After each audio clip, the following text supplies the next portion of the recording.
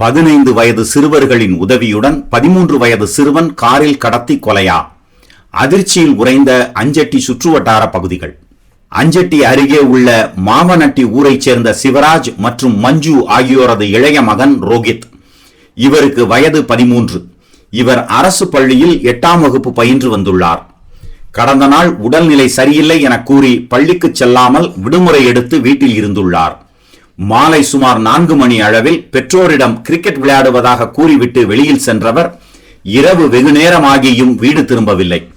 இதைத் தொடர்ந்து பெற்றோர் மற்றும் அப்பகுதி பொதுமக்கள் அஞ்சட்டி காவல் நிலையத்தில் கடத்தல் குறித்து தகவல் தெரிவித்தனர். இன்று காலை வரை சிறுவன் கிடைக்காததால் காவல்துறையினர் விரைவாக நடவடிக்கை எடுக்க வேண்டும் என வலியுறுத்தி 100க்கும் மேற்பட்டோர் சாலை மறியல் ஆர்ப்பாட்டத்தில் ஈடுபட்டனர்.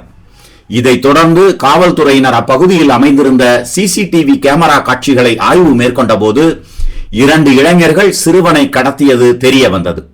2 இளைஞர்களையும் பிடித்து காவல்துறையினர் வினவியதில் ரோஹித்தை கொலை செய்து தேன்கனிக்கோட்டை சாலையில் உள்ள திருமொடுகு கீழ்ப்பள்ளம் பகுதியில் வீசியது தெரிய வந்தது. காவல்துறையினர் அந்த இடத்திற்கு நேரில் சென்று ஆய்வு மேற்கொண்டனர். சிறுவன் வயிற்றில் கத்தி குத்து காயத்துடன் கால்களிலும் வெட்டுக்காயத்துடன் இறந்து கிடந்தது கண்டறியப்பட்டது.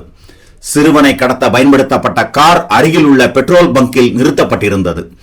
2 இளைஞர்களையும் பிடித்து காவல்துறையினர் தொடர்ந்து வினவி வருகின்றனர். சிறுவன் ஏன் கொலை செய்யப்பட்டார் என்கிற தகவல் இதுவரை அறிவிக்கப்படவில்லை.